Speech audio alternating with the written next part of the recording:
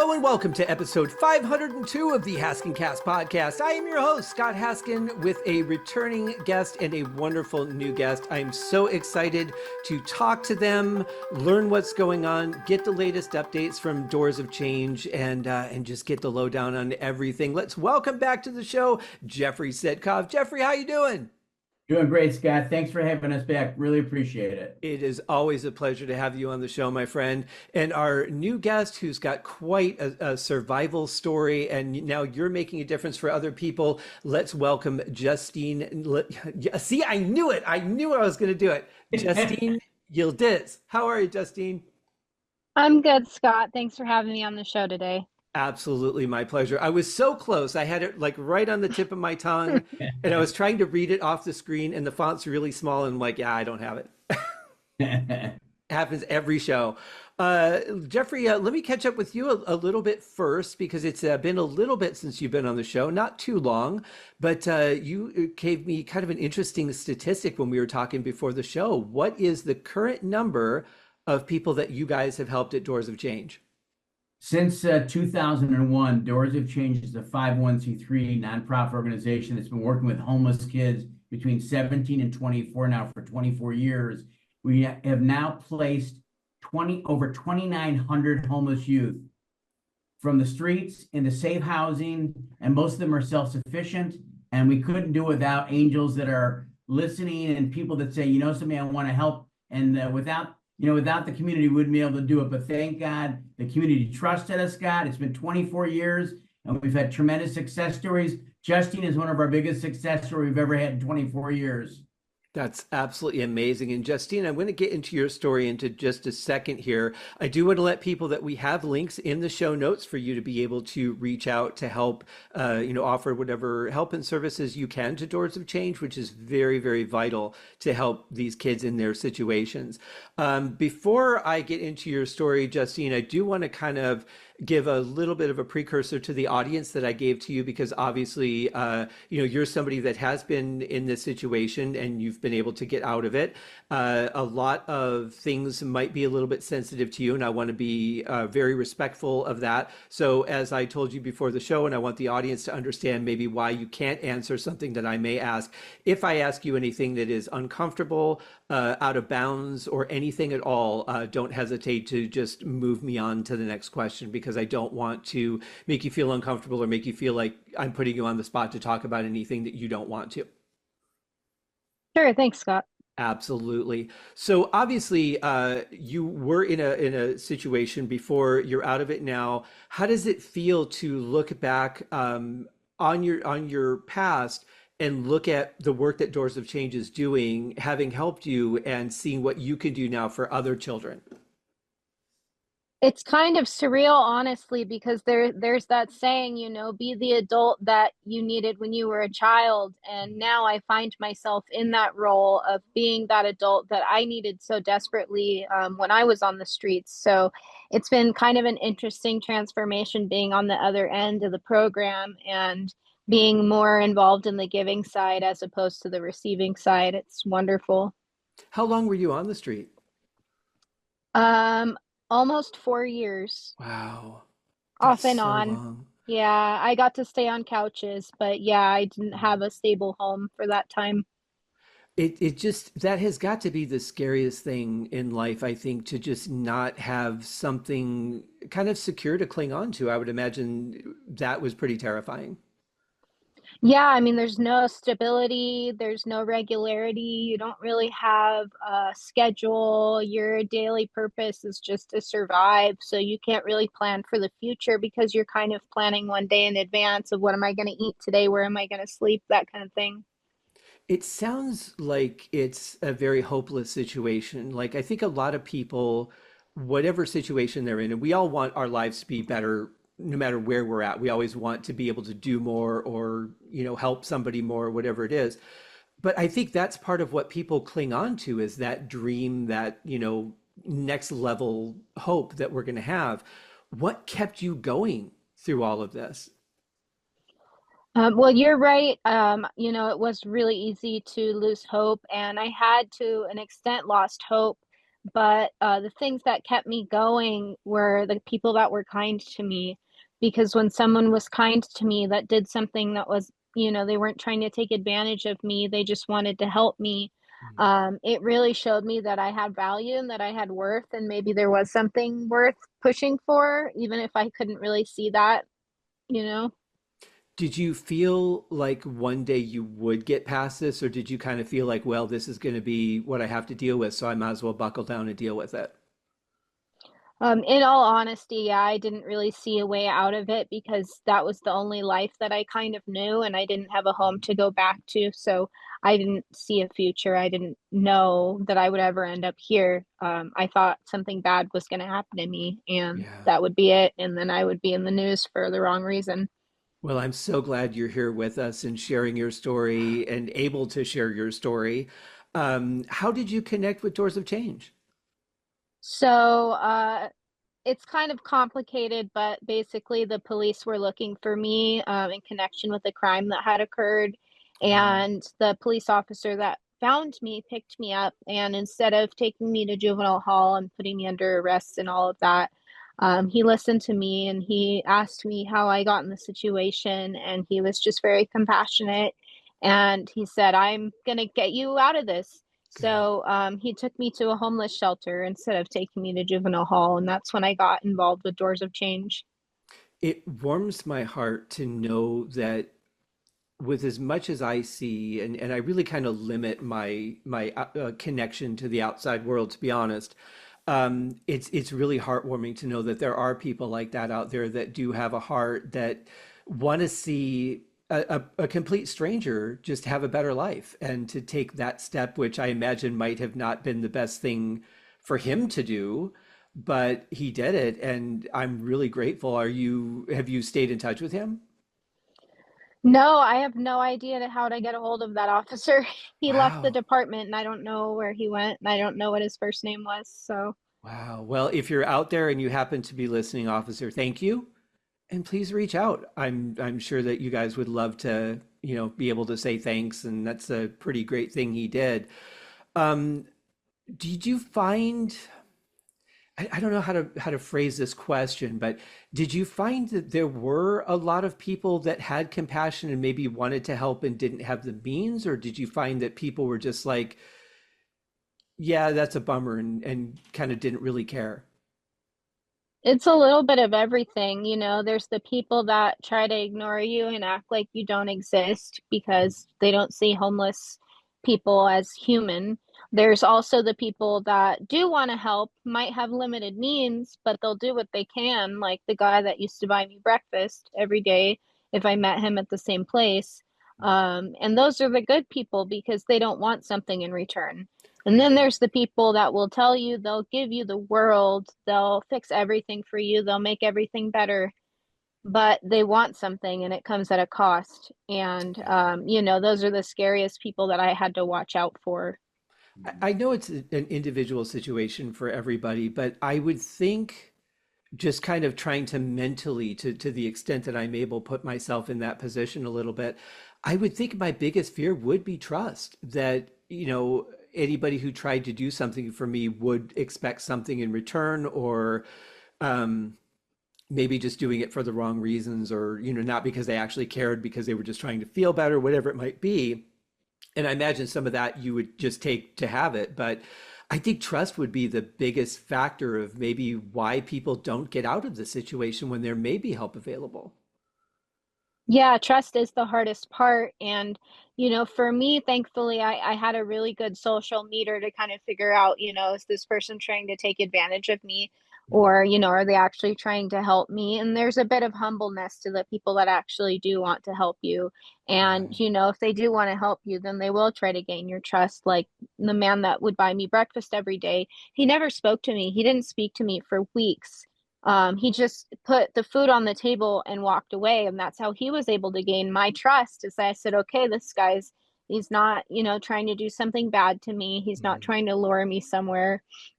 And eventually he just asked me, like, what happened to you? Like, why are you here? And he gave me all the money in his wallet after we spoke for the first time. But Wow. he had been feeding me for weeks, and he built that trust with me, but it's so much harder when you're in those situations to trust anyone. And even that took weeks of him feeding me without saying anything.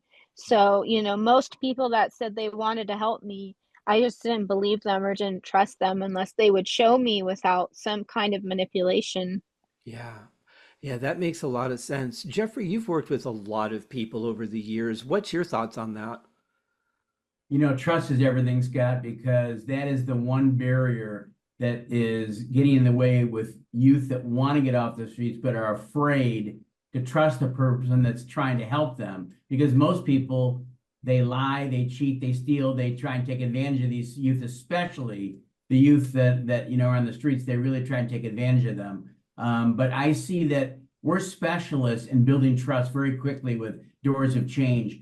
Everybody that we hire has specialty called in trauma-informed care. And so they know how to handle people that really have suffered a lot of trauma. And every kid that's on the street, they've had tremendous trauma, whether it's in their home or whether it's, let's say, they're LGBTQ kids and they tell their parents that they're gay, and literally within an hour, they're on the streets. So they might not have had severity in the house until they tell their parents, and all of a sudden they're on the streets. So there's a tremendous amount of trauma that happens on the streets. So we have found that we are one of the only organizations in San Diego that literally is 24/7. If a youth calls us at 2 a.m, we'll pick up the phone. If they call us at 3 a.m, we'll pick up the phone. And that immediacy, kids aren't used to that. They're used to waiting for weeks, sometimes days.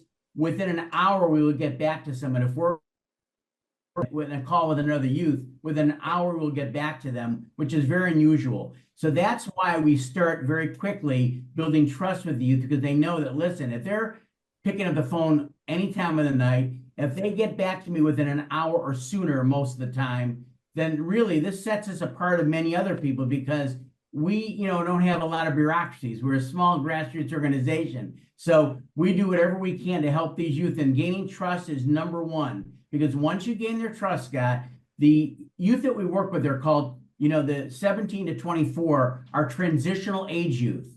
They're the youth that are the most underserved, because people think, they're adults, they can take care of themselves. But in actuality, they have not been taught by their parents what to do. And so they really have no clue many times. And so they need the help. However, if they gain trust with you, they have more chance of breaking the cycle of homelessness of any age group out there. The 17 to 24-year-old, the traditional A kids, are number one for breaking the cycle of homelessness of any age group. So thank God that we are building trust very quickly with them. Yeah. From there, we give them the resources, case management, and what they need. And that's how we've actually helped 23,000 youth of getting resources they need. But the most important is 2,900, more than 2,900 have gotten placed in safe housing over the last 24 years. Yeah, that is such a staggering statistic. I mean, that makes me so happy to hear that. And I applaud you guys for all the work that you're doing down there. I would imagine that, beyond trust, there's a fear maybe of, where do I go from here?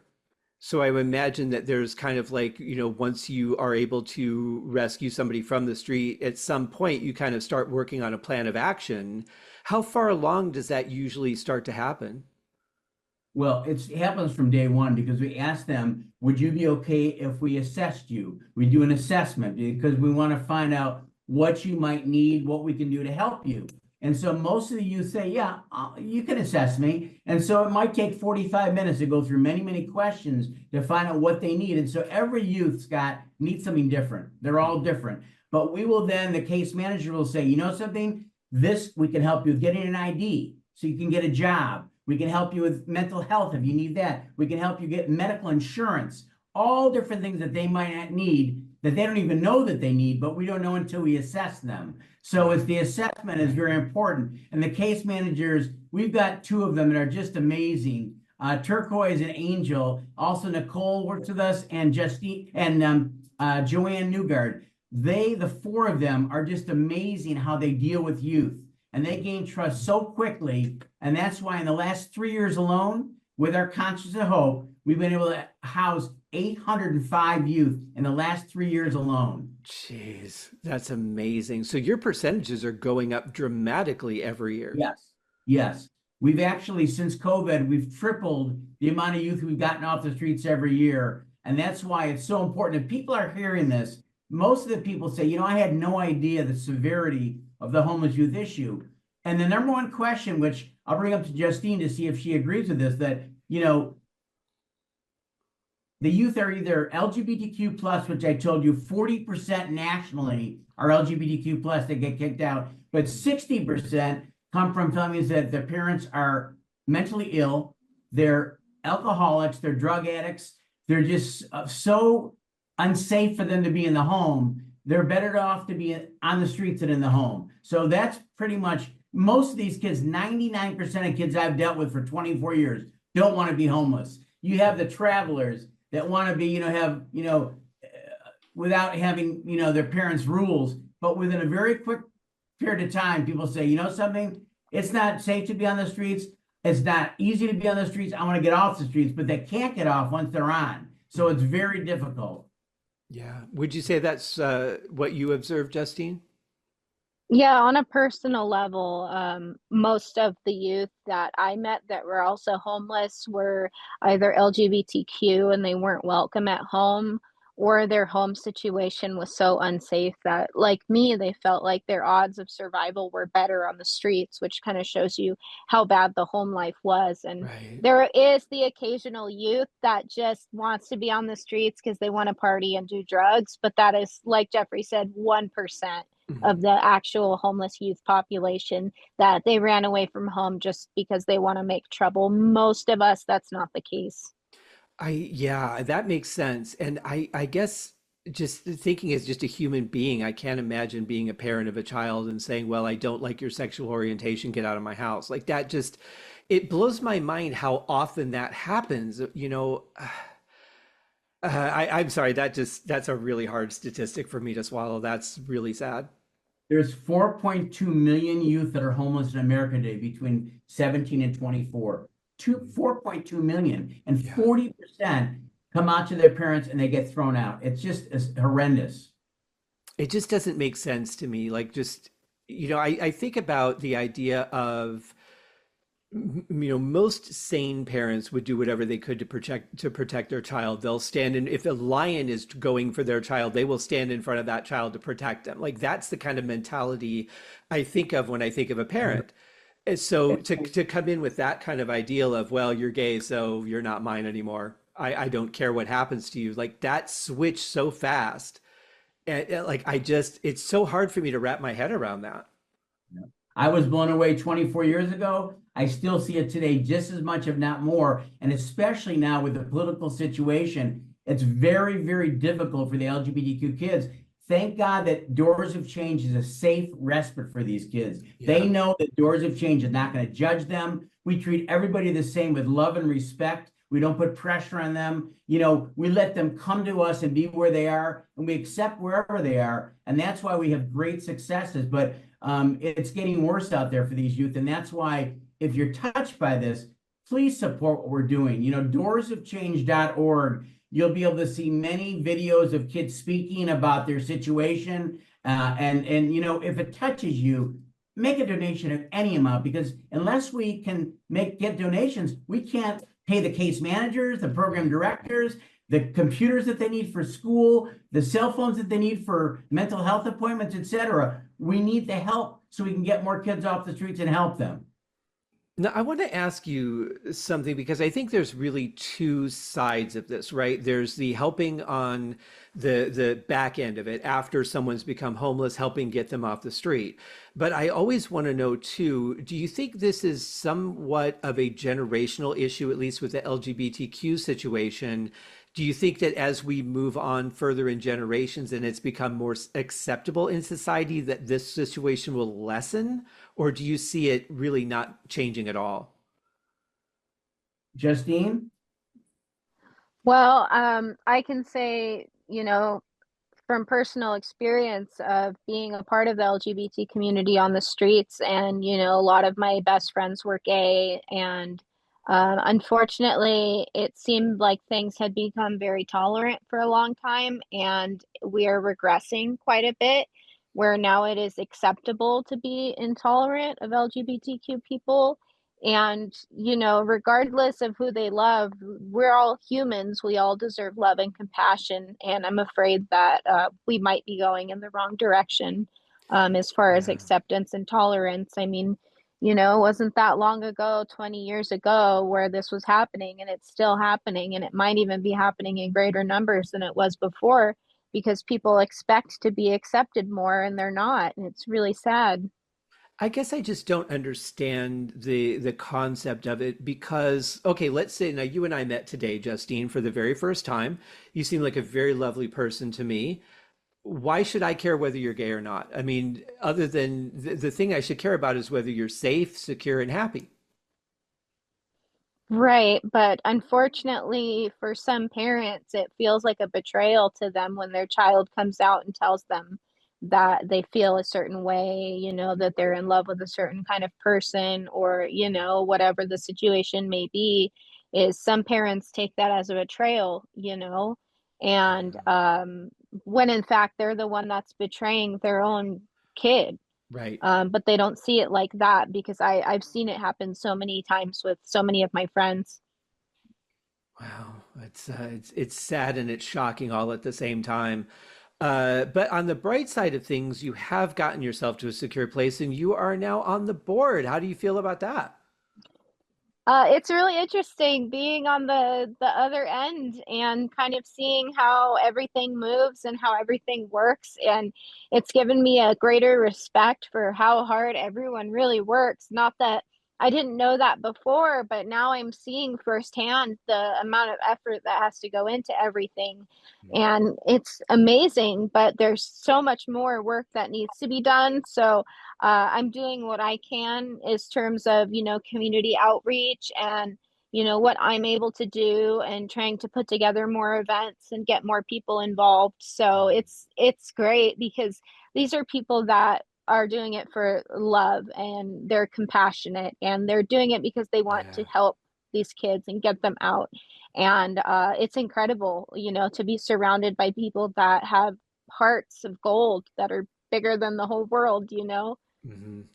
Yeah, I think it takes a certain heart to want to get involved. I think people might walk by and see someone who's homeless or someone they suspect to be homeless and maybe feel a little tug at their heartstring, but to actually go further than that and take the action, go up to that person and talk to them or help someone in some way. It's that should be our natural response, I feel, but it definitely seems like a leveled up person a little bit because they do go. I guess what I'm trying to say, and I know I'm doing a horrible job at this, but I guess what I'm trying to say is that should be the standard way that we act as human beings. Our concern should be for anybody who looks like they may be in a bad situation to want to reach out and help them and actually do it. And it seems like those are the people like, wow, they're angels, when that should just be who we are, you Yeah. know? But fortunately, there are a lot of wonderful people. Jeffrey, can you tell us about maybe some of the people that you meet on a daily basis that just kind of come out of nowhere and want to help? Well, whenever we speak, and the biggest thing I've found in 24 years is that educating the community about the homeless youth issue, people have no idea the severity of the Yeah. homeless youth issue. That in San Diego alone, there's thousands of kids are on the streets. Los Angeles, thousands of people on the streets. Denver, all over the country, you're talking 4.2 million kids that are homeless in America today. And when you find out the reason that they're homeless, it's like, wow, they don't want to be homeless. So Right. once they're on the streets, they don't know how to get off the streets. So I am blessed when I speak every time I just say, please, God, may I find at least one angel that wants to help. And I like finding people that are givers, not takers. And when you find them and you educate them, they say, listen, I want to help. We're looking for increase in our board. So if anybody's out there that's in Southern California that is touched by this, we want to find a couple more leaders like Justine. Justine helped raise $5,000 last month because she spoke to a group of people that were so blown away, they donated $5,000. I mean, that shows you the power of conviction of trying to make a difference. And sure enough, she did. Yeah, I can imagine it's hard for most people to put themselves in that situation to, if you think about what it must be like. And a lot of people probably don't want to think about that. A lot of people, I think, just kind of want to go on and live their happy existence and not think about the bad things in the world, but they do exist. And I'm definitely grateful for those people that go a step beyond that and actually reach out and to places like Doors of Change and that. And again, I'll remind everybody that the links are in the show notes for you to go to their website, to their Facebook page, and help out any way you can. Jeffrey, when you were here last time, we talked a little bit about, you guys are in Southern California. Are there any other branches starting to develop in other cities as well yet? Well, we are so busy in San Diego and Southern California, but we have actually mentored other communities. I've mentored people in Buffalo, New York, and Philadelphia, and Washington, D.C., and different, organizations that work with homeless youth. There's many organizations in the in our country that have great organizations to help homeless youth.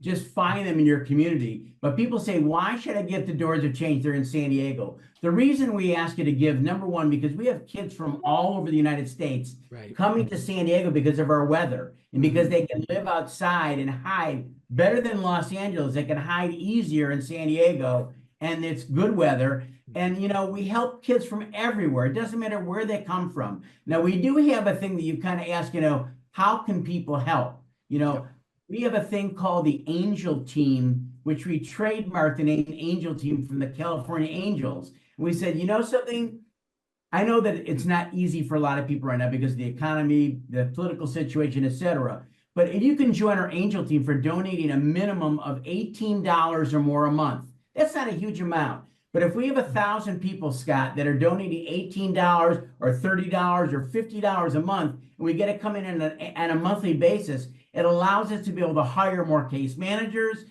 be able to get more, resources for the youth. It makes a huge difference. And people say, that's not that much. I don't even know it's being taken on my auto pay every month. $18 is nothing. But if it's by a lot of people, and so that's why I say, if you're listening to this, that you're touched, no matter where you are in the United States or in the world, be a part of the solution. If you're touched by it and you don't act on it, you're not helping anybody. But please act on it. Be an Angel Team member. Join our Angel Team. Go to doorsofchange.org. $18 a month or more. You'll get some memorabilia, signed photos of some famous people as a gift. But most importantly, you're helping youth like Justine pick herself up. I am so proud of her because, she's very, humble. She not only graduated school magna cum laude, Nice. she then went to law school and graduated law school. Wow. That's amazing. Wow. Congratulations. Thank you. That's fantastic. And also, folks, share this. Share this podcast, the link. Let people know that they can help. That's very, very important. I'm kind of curious, Justine, and this may be a question that you're not comfortable answering. So again, if you're not, feel free to shut it down. But I'm kind of curious if you think back to before this happened to you, what your view on homeless people was before you had to leave your home, as to what you feel about it now. Do you recall maybe a thought that you had before it happened to you? I ran away from home when I was 12, so I didn't really encounter homeless people before that. I just went to school and went home, so it's not something I ever saw. Right. Wow, 12 years old. That just had to be terrifying. It was, but it was more terrifying to stay there. Well, that's really the biggest statement of all of it, right? And I think that Jeffrey, you'd probably agree that you hear that similar thing from a lot of people that find you. If it's that bad at home that you're willing to not have the comfort of your room at least, or the solitude or maybe seclusion of your room, your possessions, the things that kind of help you get through the day, that's a huge statement on how bad things are. And that's, obviously another problem that needs to be looked at. And it's probably difficult because it is so different in every situation. I've seen such tremendous, horrendous stories from the youth we work with, and they're great kids. And once they trust you, and they start, especially mental health is a huge thing, that if someone doesn't have their mental health in a good situation, they're not going to succeed in life. So we always offer mental health for people. If they're interested in any of the youth, we will pay for it until they get their Medi-Cal. But they will go for psychiatrists to be evaluated if they need medication, or just for therapy if they want to talk to someone. It helps tremendously with so many kids. And in the last 3 years, we've had over 330 visits in mental health that we've actually facilitated, and the youth have gotten tremendous results in it, so that they can have long-term success. Because our goal is to get them not into housing, but to them to be self-sufficient, so they can be role models for other homeless youth to say, listen, I did it, you can do it. And so they can be productive citizens and stay off the streets. Because people say, I don't know how to help homelessness. It starts with the youth. If you can cut the youth off from being homeless, it's that ripple effect of 30, 40, 50-year-olds, 60-year-olds, 70-year-olds is going to be broken at 20, 25 years old. So we can get a lot of these kids off the streets, so it won't continue to cascade for many years to come. Sure. I would imagine too that when you find people and start to, work with them to build that trust and get them off the street, I imagine there's a lot of people that are malnourished, just by nature of that situation. Do you find it helpful if people donate food? Can they help in that way as well? They can always donate food, but realistically, we are blessed because we have 115 partnerships in our community that deal with homelessness. And we have some food insecurities, domestic violence, alcoholism, drug addiction, all these different things, including housing. So the best way that someone can help us is to donate cash, to be able to make a donation online, so we can put it towards the program and help the youth with whatever their needs are. We also need, as I said, board members. We're increasing our board. We do need volunteers, and we have our Concert of Hope once a year. So if someone's in Southern California and say, you know something, I don't have a lot to donate. Even if you donate $10, it's great. Whatever you can do is wonderful. But if they want to volunteer for the Concert of Hope, we'd love them help us, and they can get in contact with us for that. Yeah, excellent. So do you guys have another big concert going on this year? Yes, we have one every year. The Concert of Hope this year is September 6th, Labor Day. And this year it's going to be a lot of fun. We have the National Rolling Stones Tribute Band, Wow. Jumping Jack Flash. They're two national tribute bands that go around the country. These guys are amazing. The guy looks like Mick Jagger. His body looks like Mick Jagger. They sound like the Stones. We're going to be dancing for 2.5 hours. And lawn seats are only $44, all including prices. For the lawn ticket, regular seats are $65 for everything. I mean, come on, these are reasonable prices that someone can come here. Youth speak from stage. When you hear them share their stories, it's unbelievable. And you're going to be dancing and having a great time on top of it. That sounds absolutely wonderful. And where will this be at this year? This will be on the 6th of September at UCSD. They have the Epstein Family Amphitheater. It's a beautiful amphitheater. We're going to have 1,500 people there at the concert. It's on campus at UCSD in San Diego. It's beautiful. It's a great area.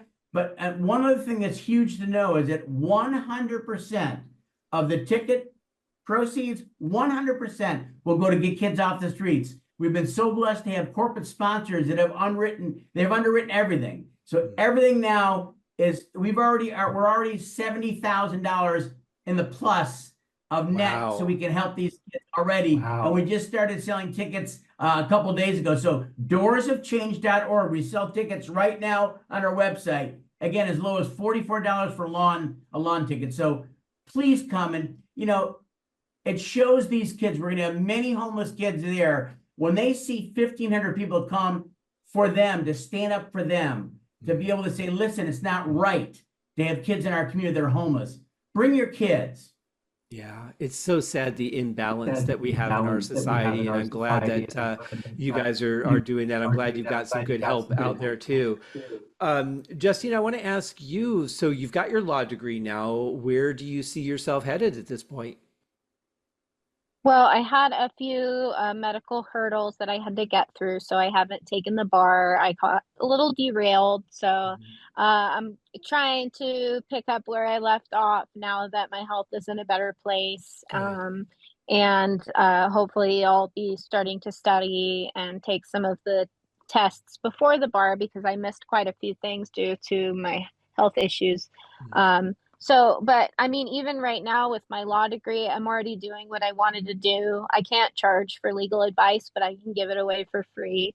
Mhm. So, anybody that is struggling, that has any kind of legal situation, I've been dealing with a lot of people that are going through domestic violence that need restraining orders, and I've been able to help guide them in the direction that they need to go. So, Good. once I actually do pass the bar, I would like to continue to do that work and to help people that are disadvantaged that might not be able to afford an attorney. That they can still get the help that they need because legal services should be accessible to everyone, even people that are Yes. struggling, homeless youth like myself. When I was 16 and I was getting off of the streets, I had a lawyer take my case pro bono to sue some people that had abused me, that there was video evidence of what happened. And Wow. the way that he helped me, I want to be that person for someone. So, Yeah, I love that. I love that. And I think you'll do a great job at that. I have no doubt that you will help a lot of people throughout your life. And thank you for wanting to give back. I would imagine there's a certain percentage, hopefully a small percentage of people that they want to put this all behind them, forget it ever happened, and they kind of just they get the help and they walk away from this going, yeah, I don't ever want to remember this. Do you have any experiences like that, Jeffrey, or has everybody pretty much just been like, I want to get back? I would say majority of the youth that we've helped that really they understand when, especially when they're away and they get off the streets and they realize, God, I want to help others like I was helped. So we are so blessed to have so many people that have come back to help us, and we appreciate it. And there's always youth that are going to be speaking at our concerts every year. That's the highlight. No matter how great the music is, it's when they speak.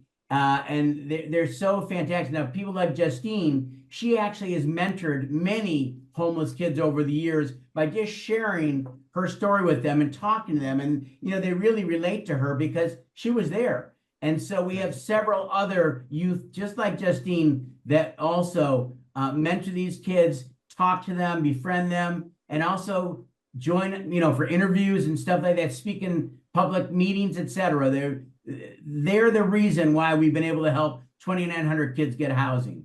Yeah, absolutely. And I mean, obviously, you have to have those voices to reach out to people. Otherwise, people won't take time for themselves to go, hey, what can I help with in the world today? You kind of need to poke them and go, hey, we need you. Yeah. Yeah. Something that just happened recently, I'd like to share with the audience because this is really important. The San Diego Foundation is the largest foundation in San Diego for nonprofits. They're a $1 billion company, and they selected Doors of Change and Urban League together to go into the high schools and into colleges and offer scholarships for trade school and for college for free for homeless youth. And that's a Wow. huge thing. We have a 4-year grant that we can actually will help for 4 years to give. And to me, trade schools are so vital to allow these youth to be able to learn something that they're passionate about, because there's culinary arts, there's carpentry, you can do mechanics, you can do all barber, all different type of things, but that they're passionate about. But most important, it gives them the skill to be always self-sufficient and to be productive citizens. Right. And I would imagine, Justine, that would be part of that kind of hope and dream and thing to hold on to. Like we talked about earlier, if you found out you could get that Like we and talked about go, earlier, if you found that. okay, I feel like there's a way out of this and there's a Okay, future after all. after all. Yeah, yeah. amazing. Amazing. Well, I can't thank you Yeah. guys enough for coming on the show and giving me a chance to help spread the word about your story, Justine. It's very inspiring, and I like to Jeffrey's been telling me about people that he's helped, and it's nice to meet someone who's been through this process and has an appreciation from it on the inside and has survived it. Congratulations for all the good things that are happening to you. I know with the hard work you're putting in to get your degree and you'll pass the bar, I know you're going to do a lot of wonderful things with your life. Thank you, Scott. Thanks for having us on. Absolutely. And Yeah. Jeffrey, every time you come on, I feel like if I could find some way to just give you a hug through the screen and thank you for everything that you're doing for people, you're making a difference in a lot of people's lives. And I mean, Justine was somebody that you met at random, and look at what she's gone on to do. I can't imagine what that's like from your side to see the benefit of your efforts and how you're changing people's lives too. Well, I'm the quarterback for the team, but we have a huge team of angels.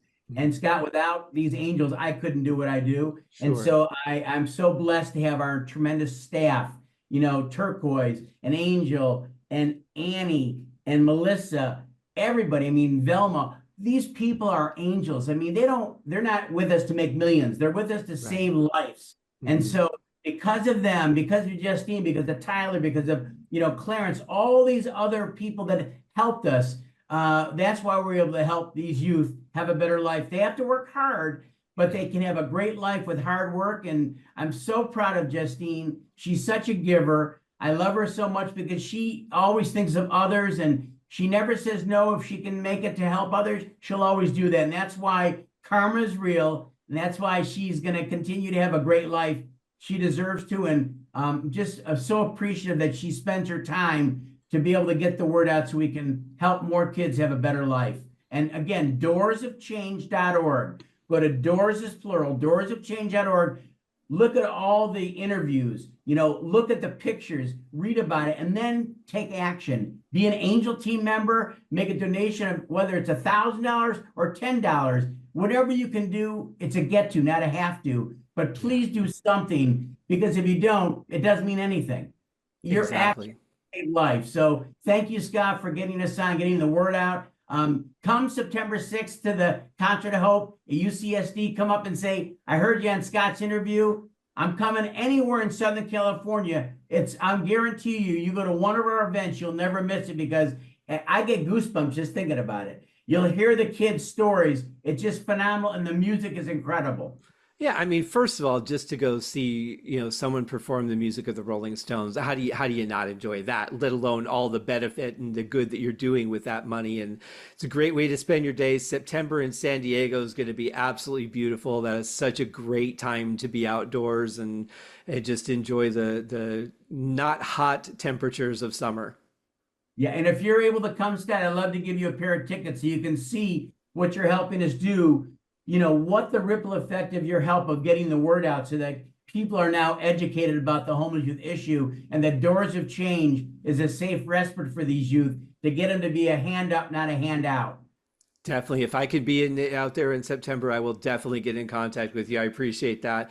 Guys, go click the link in the show notes. If you can't make it to the show, maybe even buy a ticket for someone else who's going to be in the area and let them have that experience. But definitely help, do what you can, share the show, give to Doors of Change, do what you can, because this is a problem that needs to be as minimal in our world as it can be. And I can only hope, and I know I'm really reaching for the stars here, but I can only hope that as we move on generation after generation and people become more educated about these issues that are the backbone of these problems that put people on the streets, that will minimize and we'll start looking at the world in a more accepting and loving way, because that is the bottom line of what we really need to do.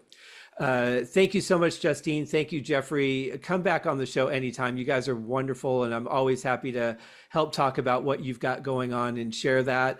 For you guys that are listening, go click the link in the show notes. We'll see you next week for another episode of the Haskincast podcast. I have no idea right now what it's going to be, but it'll be episode 503. I know that. So you guys have a great day, and thank you very much. Cheers.